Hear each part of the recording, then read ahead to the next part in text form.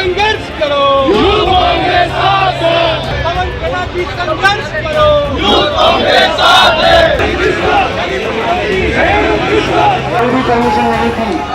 खड़गे जी ने क्या बोला, बीजेपी आरएसएस को साफ बोला, तो बीजेपी आरएसएस देश की जनता के लिए जिस तरीके से डस रही है तो साफ तो है ना। काले धन पे वार कर रहे थे तो आज क्या हुआ, ये आतंक वाला जो हमला हो रहा है मोदी जी की फेलियर है ना। नमस्कार, आप देख रहे हैं इकरार टाइम्स। मैं हूं आपके साथ Pinky Pandey.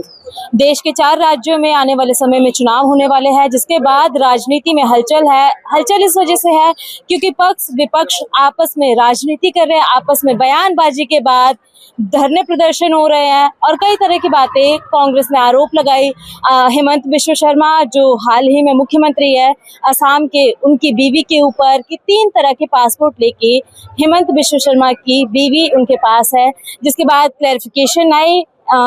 Embassy Egypt embassy के द्वारा भी एक ट्वीट आया, उन्होंने जो आरोप लगे हेमंत बिश्व शर्मा की बीवी के ऊपर उन आरोपों को खारिज किया।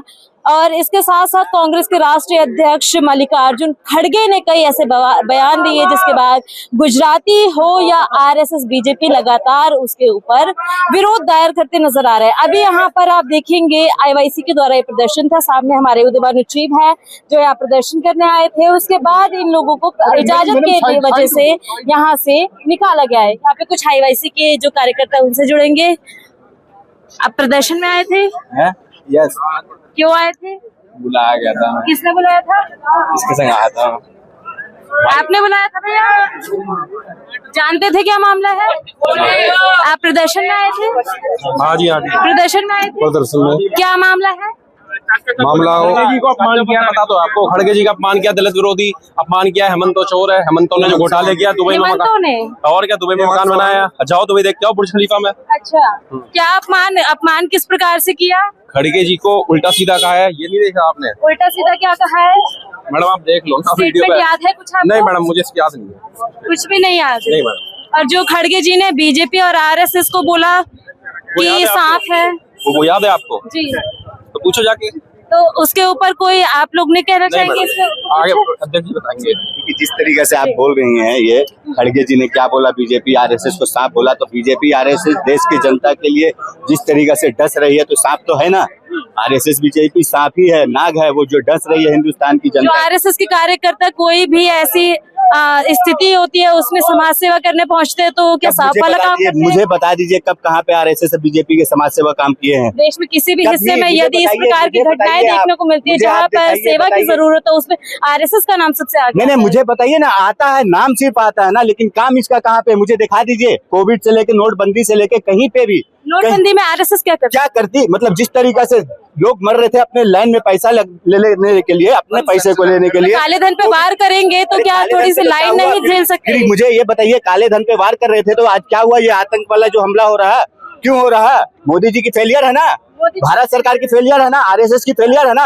आरएसएस क्यों आ जाता है बीच में? किस तरीका से आरएसएस बीच में क्यों आ जाता है? क्यों नहीं आएगा? आरएसएस के दम पे ही ना हमारे देश के गृह मंत्री अमित शाह जी क्या बोले, आरएसएस का गृह मंत्री, आरएसएस का प्रधानमंत्री, आरएसएस का रक्षा मंत्री, तो आरएसएस को तो बोलेंगे ना, क्यों नहीं बोलेंगे? देश की 100 करोड़ जनता चुनती है, वो आरएसएस को चुनती है, भाजपा को चुनती है, अपने नेता को चुनती है। ये चीज आप जाके अमित शाह जी से पूछिए, कौन चुनती है? अमित शाह जी से पूछिए, पार्लियामेंट का ऑन रिकॉर्ड बयान है। अमित शाह जी ने आज के धरने की बात करें, मुद्दा क्या था? हाँ, आज का मुद्दा ये है, जिस तरीका से हेमंत बिश्व शर्मा भारतीय जनता पार्टी का अहंकार दिख रहा है, जिस तरीका से मल्लिकार्जुन खड़गे जी को अपशब्द बात किया कि वो कौन है, और उनकी बेटी को जिस तरीका से बोला उसका दामाद है, तो मतलब ये लोग का सोच बताता है किस तरीका से दलित विरोधी, महिला विरोधी, किसान विरोधी, कानून विरोधी, मतलब ये भारतीय जनता पार्टी इसी तरीके से विरोधी है। आप बोलना ठीक है? क्यों नहीं ठीक है? मुझे बताइए ना, आप जनता के लिए बात कर रहे हैं तो जनता के राष्ट्रीय स्वयंसेवक संघ है, साफ बोलना ठीक है। चलिए ये गलत है, लेकिन साफ बोलना ठीक है। किसी को पेड़ा बना देंगे, किसी को साफ बोलना, किसी को ये साफ बोलना। अरे आप भाषा की मर्यादा रखिए ना। नहीं, ये भाषा की मर्यादा आप क्यों रिपीट कर रहे हैं? आप तो भाषा की मर्यादा रखिए। हेमंत बिश्व शर्मा जी ने जो भाषा का बयान दिया उनका हम आपको रिपीट कर रहे हैं, क्यों नहीं बोल सकते? आप रिपीट मत करिए, आप क्यों अपनी जुबान गंदी कर रहे हैं? आपको माफी चाहिए, फिर आप वही स्टेटमेंट रिपीट तरीके से आप बोल रहे हैं ना, जुबान गंदी कर रहे हैं। इन जैसे गंदे लोगों के लिए अगर जुबान गंदी करना पड़ेगा तो करना पड़ेगा, मजबूरी है, क्या करें? क्योंकि कितना शालीनता सभ्यता में हम लोग रहे हैं, मान मर्यादा में, और इन लोग के लिए कोई शालीनता सभ्यता मान मर्यादा नहीं है। ये लोग कुछ भी किसी को भी आप शब्द बोलेंगे, ये बात हुआ कुछ। और भी यहाँ पे कुछ लोग हैं, हम इनसे भी जुड़ेंगे और इनसे बात करने का प्रयास करेंगे।